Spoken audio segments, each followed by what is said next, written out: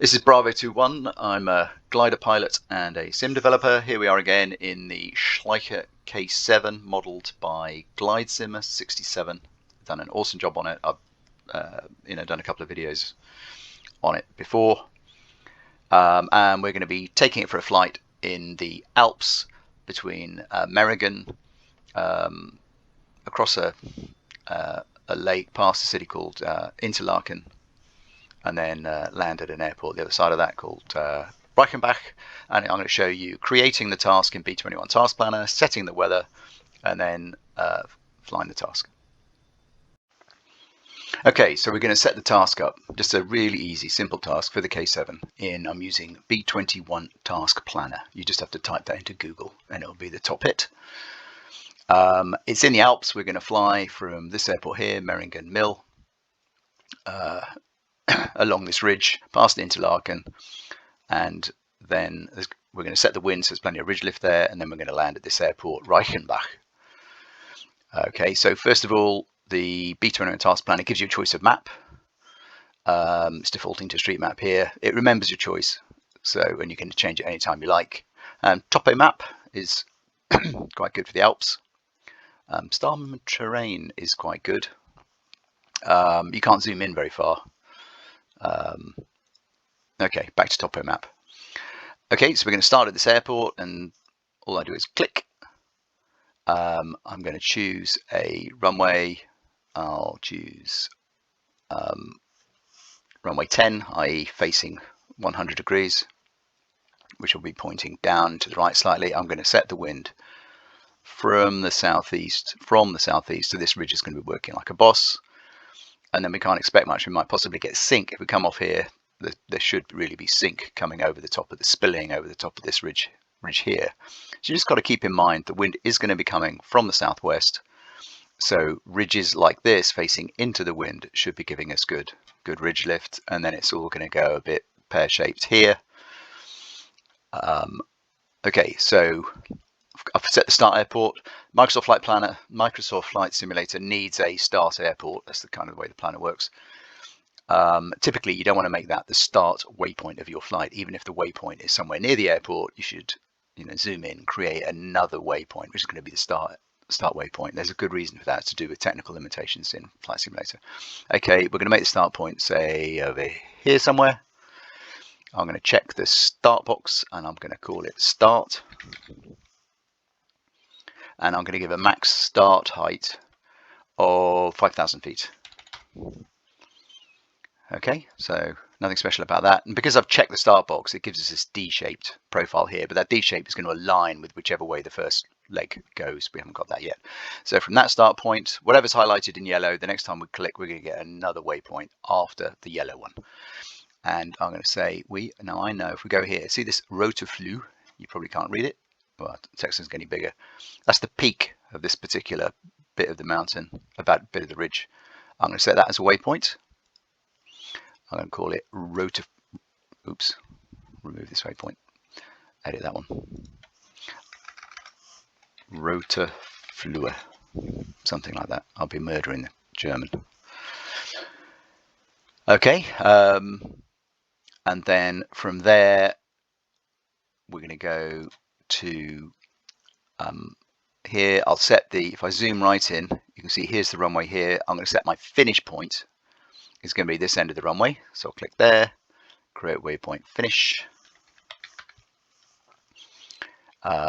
Check the finish box, and then I'll draw a D-shape, zone. Actually, just for a technical reason, I'm just not going to check that quite yet. So that means I haven't got a zone which is masking this airport here. Then I'll click finally on here, Reichenbach, as my final airport, and I'm going to go back to finish and check the finish checkbox. Okay, I've actually got a technical issue with v1.1 Task Planner, which is once you've drawn one of these things, you can't click onto something underneath it, which I know is not ideal. Okay, so I'm going. Let's zoom out. That's how easy it is to create a Microsoft flight plan representing a gliding task. I'm going to take off. I can take whatever time I like. I've got a max height, as it says here. of 5,000 feet. So I want to go through this start gate at 5,000 feet. I'm going to follow this ridge most likely because that's where the lift is going to be. Get to this turn point, and then I'm going to aim to get enough height here to get in here. The distances, you see, these you can choose somewhere up here, settings. You can choose whether you want distances in kilometers or miles, and whether you want elevations in meters or feet. And actually, I'm going to change it because I'm going to be flying the K7. The K7 has its instruments in metric, so altitude is going to be in meters. Okay, so these things are turned to meters. And can you see this last leg from rotorfluer to the finish is 18.7 kilometers. And that is going to be, hang on, I'm just going to work it out, 18,700 meters. Let's say I get a glide ratio of 27:1 down here. I mean, that's the best glide. Maybe a bit less, 24:1. Then I need 780 meters. So the glide ratio of 24:1. I'm going to need 780 meters of altitude to fly 18.7. So I will want to be 780 meters above the finish, or the finish airport 720. So that is about what, 1,500 meters. So the lowest I can be here is 1,500 meters. But I want some height on top of that. I mean, an additional 500 meters would be good at rotorfluer.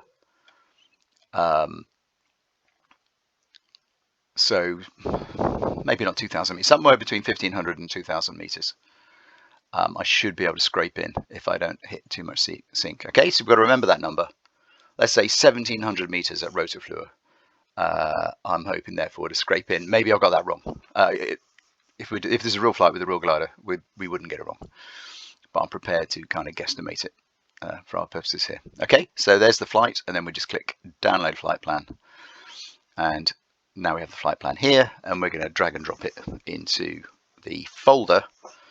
You're going to have to look this up on the internet about where does Microsoft Flight Simulator load its flight plans from. But it's completely standard, ordinary Microsoft flight plan at this point. Okay, here we are in Microsoft Flight Simulator. I've already selected the Schleicher K7. I'm going to load the flight plan, which you do from here. You can click these kind of the more button, but basically if you just you do it so often, just hit space twice, and it'll load these things. Load from this PC in my case, and I create a folder. So you probably can't see a open a file dialog box has opened. You probably don't see that in the video. So I'm just going to navigate in the app data roaming Microsoft Flight Simulator directory. I've actually made a subdirectory called tasks, and I put my tasks in there, and it is, one second, NSFM to LSGR.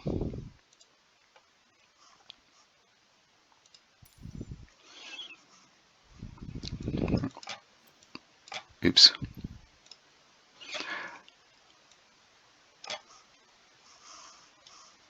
Okay, I'm trying to work out how you drag. I can't remember how you drag this screen we're looking at here. So I'm giving up on that. I'm just zooming in. Okay, so you can see this looks roughly right. Different screen, but we're gonna take off from the airport here, run down the ridge, and come in down here, and we want to be about 1,700 meters at this waypoint here. All right, so I'll click fly, and then I'll choose the weather. My experience of choosing the weather first and then flying is Microsoft Flight Simulator seems to mock me about a little bit, and I don't necessarily get the weather. It keeps trying to bounce me back to live weather and changing things like the wind. So here we are. This is the 1.1 version of Jürgen's lovely K7. There's no wind at the moment, so you can't. The yaw string. There's a yaw string here, another one stuck on the canopy. I'm assuming we're defaulting to no wind. Remember, we're pointing. This will say on these dials somewhere. Does it? Have we got a compass? No. Oh yeah, we do. Up here. We're pointing down the runway slightly towards the southeast. So the ridge we're going to aim for, whoops, is going to be up here. We're going to fly along. We're going to fly along around that ridge. So set the weather. First thing, we're going to add some clouds. Doesn't matter, scattered. I'll improve the time of day a little bit. We might get thermals. We shouldn't need. I'm not planning on them. I'm going to set the wind down here, which is currently zilch. I'm going to set it to from the southeast. So remember, if you can remember the layout of the map, that is going to make it blow against that ridge. Set the speed to something 6.8 knots, and then we're going to look at the gusts. These gusts are really annoying. This is not realistic at all. And it's a debate. Should we just turn them off completely? These are the gusts that supposedly are going to jostle you about while you're flying, you know, just changes in the wind speed. But they're too twitchy. They're not realistic, and it confuses the vario. I'll leave a bit of gust. Yep. 1 knot, you know, 6 knots, 7 knots of wind, 1 knot of gust. And it doesn't matter where these clouds are. This probably doesn't need to. I know that can be a bit higher. And the advantage of having, is this going to work? Wind is good. Gusts are actually from the west, but I made them really low anyway. The advantage of having clouds, you're going to see, is when I winch launch, if the sky is completely blue, in a simulator, it's kind of harder to keep the wings level and see where you are. If you're not in a simulator, you can twist your head from left to right and left to right, and you're looking at your wings all the time as you winch launch. That's kind of more of a pain in the arse in the simulator, unless you are one of those lucky people flying in VR. Okay, so I'm going to do my checks this time. So controls, I'm assuming, yeah, my computer's working. There's the rudder pedals, controls, ballast, straps, CP SIFT straps, instruments are let's have a look. Radio's off, I'll turn it on anyway. Are fine. We are leaning over on one wing, that's why this indicator's sliding to the left. See, the compass is showing us the direction we're pointing. Instruments, flaps, trim is, I could do the proper thing, make it slightly forward. I'm moving my scroll wheel. Okay, I gave it a bit of forward trim for the launch. Canopy is going to be fine, but I did that anyway. And then here is where I have made a mistake before. Brakes. So let's look from the outside. Air brakes up, air brakes closed. I did do a video before where I actually did winch launch with the brakes open. Okay, so we're good to go. This glider has a built-in winch launch. Maybe in the Microsoft gliding updates, which we're expecting in about November, that might have winch launches and aerator launches built into it, and then this thing won't matter. We'll probably remove that little bit of software from this glider. Okay, so this is you, the German pilot, requesting the cable to be put on and the wings to be level, and then the wingman is going to talk to the winch and say, okay, saying let's go. Okay. The yaw string you can see now in front of me is working. Seil ist straff. Off we go. Maschine rollt. Oh, we've got a slight crosswind from the right. Okay, now what I'm actually watching is the airspeed indicator, which is the second from right of the large dials in the second row. Oh, he called me Bravo 21. That's nice. Okay, you can see I'm keeping the speed well within the green band, so I'm starting to edge the nose forward because the speed is going to be dropping off as I get nearer to the top of the winch launch, until eventually we're kind of, we're describing this arc. We're going up like a kite being pulled by the winch, and we're kind of flying up this kind of arc, which has got the winch down below us somewhere. Okay, so I'm going to do a nice, if it didn't pull off, I'm going to release. There you go. Bravo 2-1, did you copy? Did I copy? Okay, so here we go. And if Microsoft Flight Simulator hasn't messed with our wind, you know what? I completely forgot that this glider doesn't have nav instruments in it. The other gliders we've worked on all have nav instruments. I've put a lot of work into. So what you can do with all of the gliders is you open Little Nav Map, which is just an incredible bit of freeware. And Little Nav Map will default to connecting to your flight simulator. You open it in another window, and then it will show you a moving map with your plane on it. And if you have a task, that .pln file that I created, which is a standard Microsoft flight plan, you can do file open on Little Nav Map of that flight plan, and it will draw it on the moving map that it's putting your plane on as well. So you kind of get a nav instrument for free in a separate window on your PC. Did you hear my last transmission?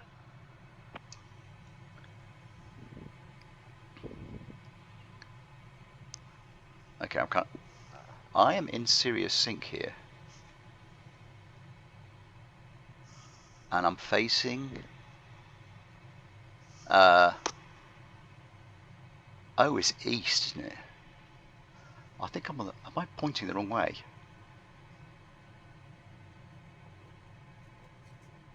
Oh, that was a stall. I just stalled. Bravo 2-1, ATC services terminated. That was a stall recovery. Yeah, I should be flying west. Okay, let's see if we can do this. Okay, there should be ridge lift over here.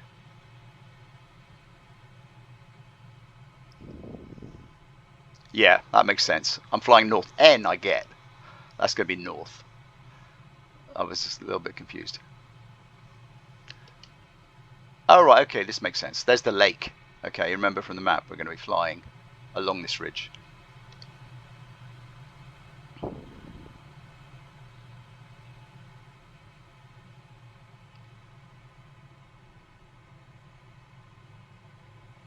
just hoping we get a bit of lift here. Just in the first bit of the ridge.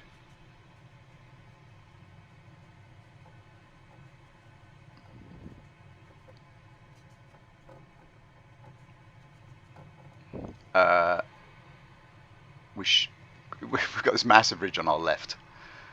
I wouldn't expect ridge lift down here, so I'm kind of cheating. I would expect massive curl over from that big ridge that's on our left. But hey, I'll take it.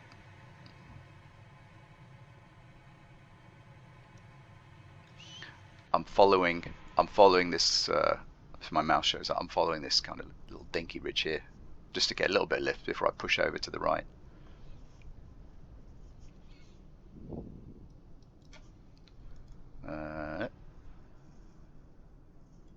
There's the airport we left.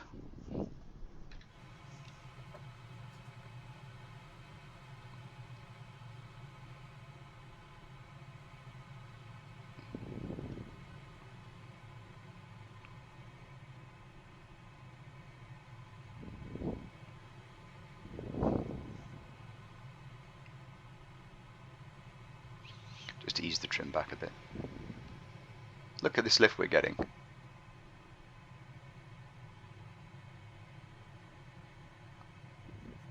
Okay, now if I can make it over to this ridge on the right, this is the main ridge that I was aiming for, setting that wind up.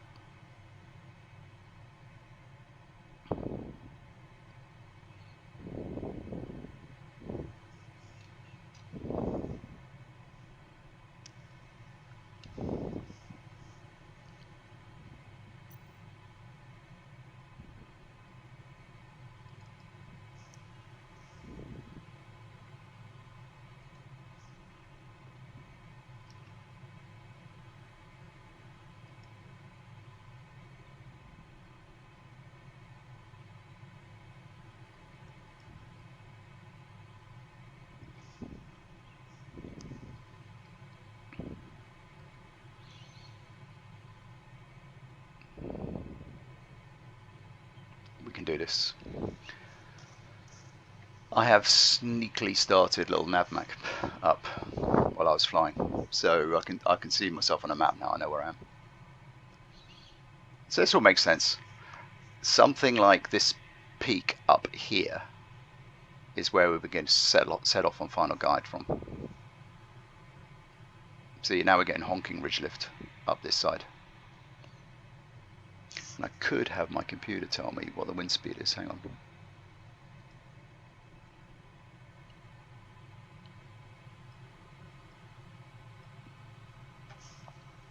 Right. So I have a utility that I use during development that tells me what different variables are being updated to in the sim, and it's telling me the ambient wind velocity on the plane at the moment is 12 knots. You see, so we set it at 6.8 on the ground. Oh, I'm going to stall. I'm going to stall. I'm going to stall. I can do it. Don't, just relax.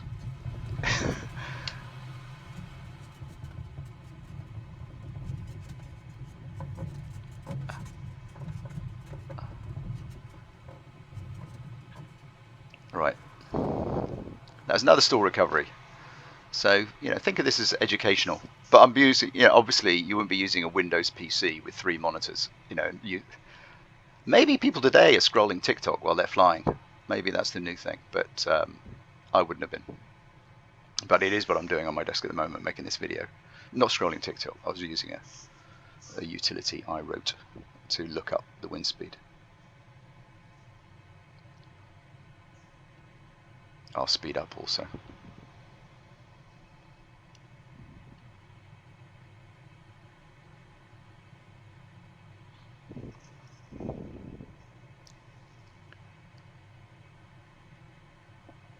See, we're going to need to probably beat along this ridge.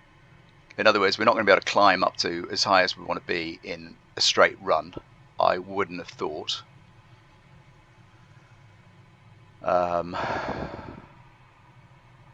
But we'll have a look. Remember the figure we came up with? I'm a bit dubious. Well, I guess it's a very, very short flight. I mean, this entire flight is only 20... I don't know, 36 kilometers. 20 miles.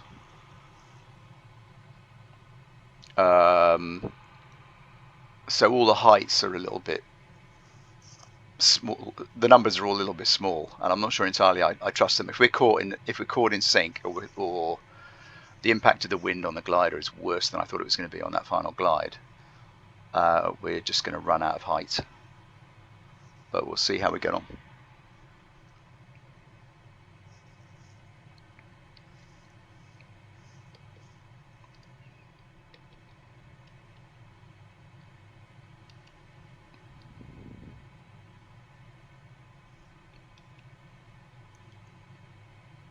And I have custom views set up for each glider. Microsoft Flight Simulator remembers custom views.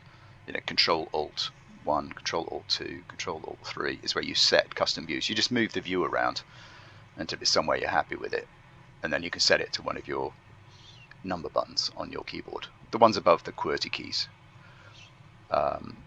So I have 3 set straight ahead, 2 to the left, 1 to the far left. There's the airport we took off from.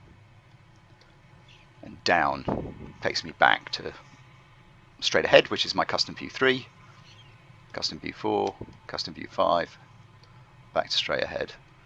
And up is looking up, which is useful if you're thermaling.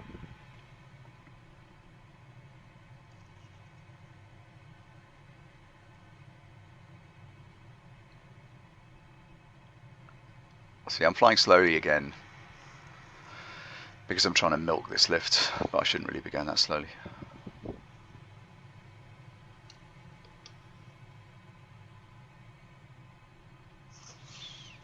You spend a fair amount of time on the sounds on this glider.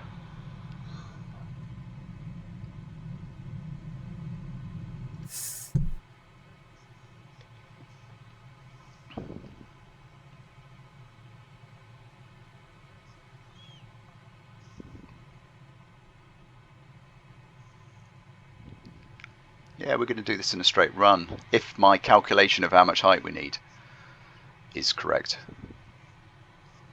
Let's see if I can show you the view from outside. I'm not very good at flying from the outside view, because I've never done it in a real glider.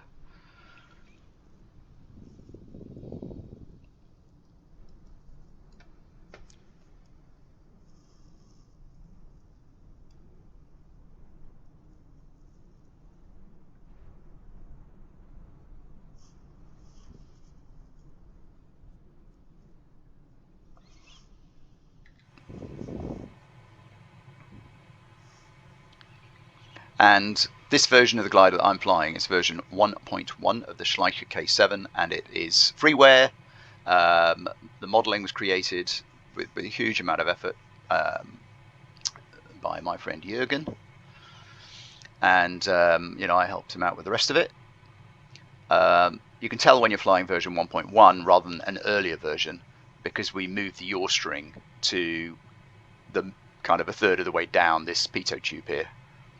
Or total energy tube, whereas in the earlier versions we had it nearer the top, pretty much near the top, which wasn't quite right, I think.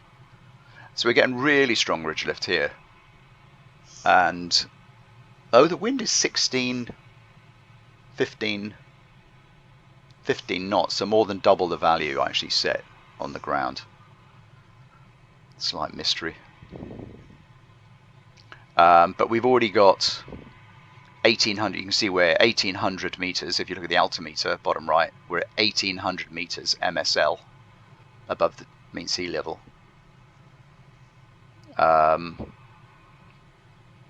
So we're going to get the height that I thought we needed.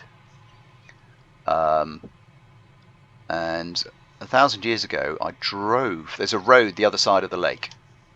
I don't know if you can just see it there, running alongside the lake. And there's a second lake in the distance you can see. And I've actually driven 1,000 years ago. I drove along that road, and this really is the most. You go through tunnels a couple of times, and the city you can see in between the two lakes. There's a lake dead ahead, and there's a lake down there to our left. There is a city in between the two, which is called Interlaken, and it's we're in Switzerland. It's a very beautiful part of the country. Interlaken, I'm guessing, is between the lakes.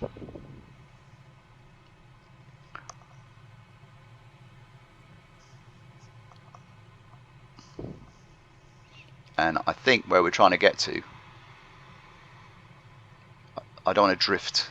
I don't want to drift behind this ridge here. See this? If the wind is blowing mostly from our left, I've got to make sure I stay on the right side of this ridge. The wind is coming, the lift is coming up on this side, it's going down the other side. There you go. So I've got back onto the right side. 2,100 meters. I'm just eyeballing this. I'm not convinced. Well, look, I'm way higher than the height I said we needed, which maybe I got that wrong. I wouldn't trust the K7, really. We're going to where the yaw string is starting to slide along the valley, right where the yaw string where the yaw string is now. That's where Reichenbach Airport is. All right, we'll give it a go. So we're off. I'm going to stay for that final glide. I'm going to stay this side of the ridge. I do not need to fly this fast at the moment. In fact, I should be doing the opposite. I should be flying slowly so I get as much lift as I can.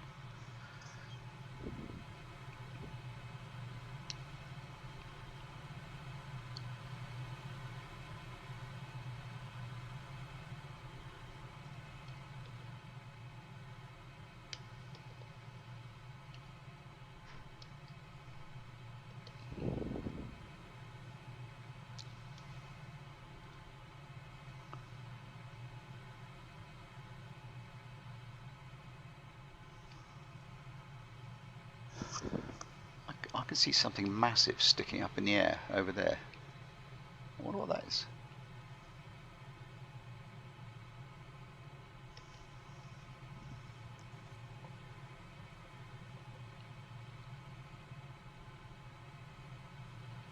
See, we're still getting ridge lift. I don't want to see the mountain dead ahead. I don't want to fly too close to that because the wind is coming from our left. Hence the ridge lift, just on that immediate slope to our right. And if I get too close to that mountain on the left, it should have sink slamming down our side of it. You know, the wind will have gotten over the top of it and then it'll be coming down towards the lake. So it's not that difficult to visualize the lift. There's always a little bit of subtlety. You're never exactly sure what Microsoft Flight Simulator is doing.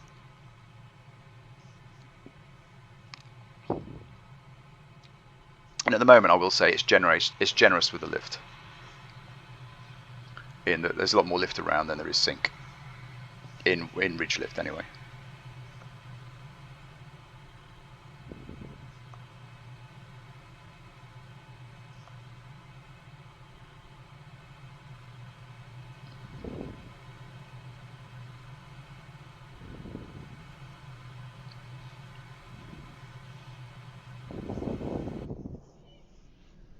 Okay, so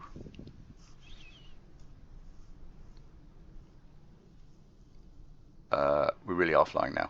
There's no ridge underneath us, so we're just heading off into the blue, and the airport is going to be over there. And I'm steering well clear of this ridge here, which I think is going to have air coming over the top of it and then down to the lake. We might feel some of that as we fly up this valley. So I'm being cautious. I always end up in the simulator. I always end up erring on the side of caution, it seems to me. But I think that's because the simulator is just a little bit generous in terms of the bias between lift and sink.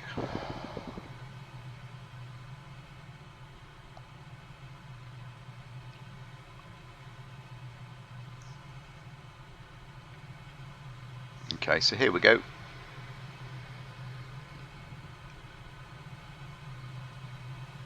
I've sped up a little bit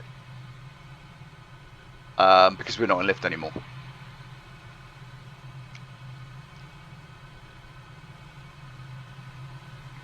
And I should point out these two variometers, the one in the top in the middle is a proper vario, it's total energy compensated.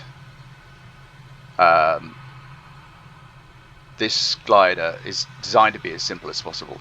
You know, it doesn't have a netto vario, for example, which the other gliders all have. Well, I'm not sure they all have it, but mostly have. This gauge, bottom left, isn't really a variometer. It's actually a vertical speed indicator. We're making a little bit of a guess that if this glider was old enough, it might actually have a vertical speed indicator in it. So if you're flying really steadily, it's going to read the same as the total energy vario, because the vario basically is a vertical speed indicator that's adjusted whether you're when you're accelerating or decelerating.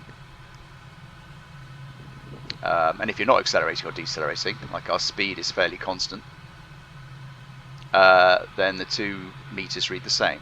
But if you start decelerating like this, boop, the VSI shows a massive climb, which is not helpful because you just did it by moving the stick.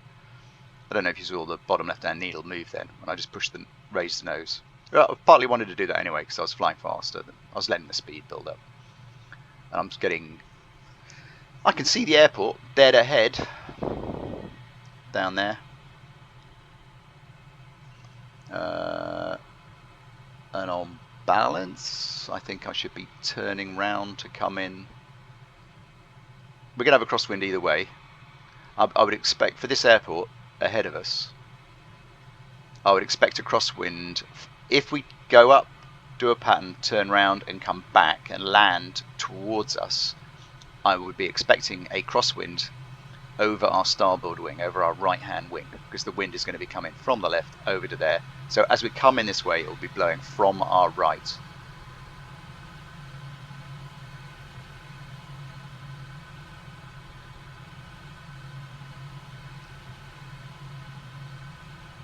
And we're making it pretty easily.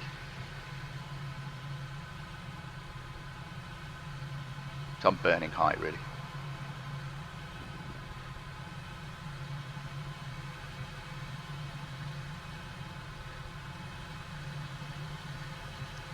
and from the flight plan, the height of the airport is 720 meters.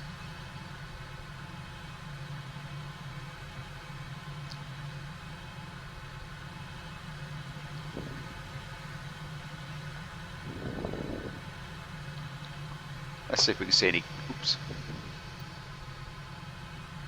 Let's see if we can see any golf courses. There's bound to be some. Not for any particularly good reason. I'm just kind of guessing this is the kind of place where somebody somewhere is going to want to play golf.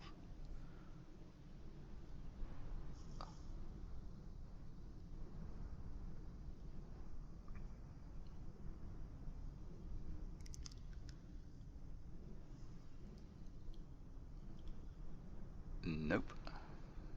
I bet there is one there.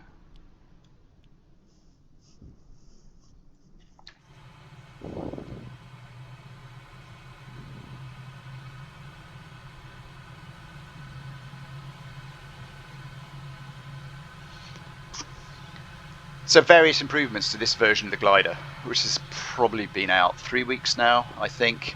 It was all based on feedback, which was appreciated from earlier uploads. And that's, you know, some of the things that we did kind of know. I mean, the stall was too sharp. So the plane still stalls, it's just not as it should. It's just the first time the transition from being not stalled to stalling was unrealistically sharp, and you know, I kind of rounded that off. The air brakes we've adjusted. We might be able to do it, but the side slip, that's that. That's me side slipping, which is crossing the controls. You turn the rudder one way, and you whoop, and you put the other wing down, so that you carry on flying in a straight line. You can see both the variometers are kind of showing us as a rapid descent. We've got plenty of height though, it doesn't matter. We had some feedback that the amount of yaw you could feed in with the rudder didn't seem as realistic as the real K7, and that was right. You know, we kind of checked in the specification of the K7 what the angle, how far the rudder can actually swing from left to right, and we were out by 5 degrees. So that's been increased. So the amount, the distance the plane rotates now on the rudder it's gone from 25 degrees to 30 degrees in either direction. And I actually think this glider, I mean, you can always be picky, but this glider side slips really pretty well. I mean, you could be practicing as see, I'm still flying in a straight line. It's not easy to do. I've got the rudder hard over, but I'm still flying in a straight line by virtue of putting the other wing down. Yep. You can see my rudder over in there anyway. Yeah, see, I'm kind of descending diagonally to the left. Okay, I've got a big sensible now. Right. And we are in sync here, which is good. All makes sense. Well, we should be in more sync. So I'm going to fly a pattern. Water, nope, undercarriage, it's fixed. Water, undercarriage, flaps, trim, air brakes, they're fine. Look out. Nothing coming. And then last thing will be landing.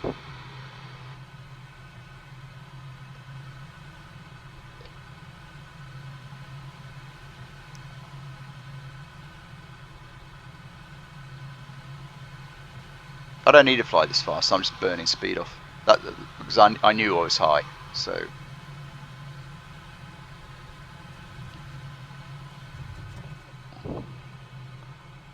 I am going to use the air brakes, but I'm just side slipping for the fun of it.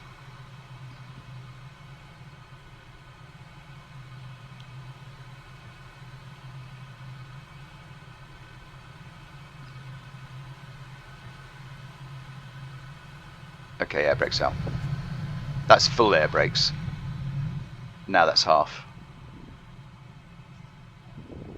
We've got a crosswind from the right. You can see me drifting to the left. I wouldn't normally land on the runway.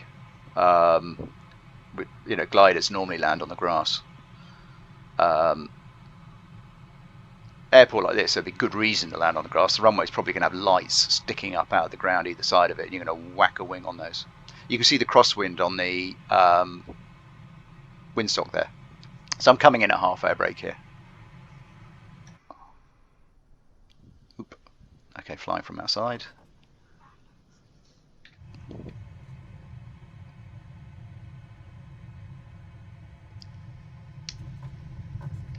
Put the nose down. It'll slow down on the skid. Okay, there you go. Hope that wasn't too long. Let's see what we're doing. Easy.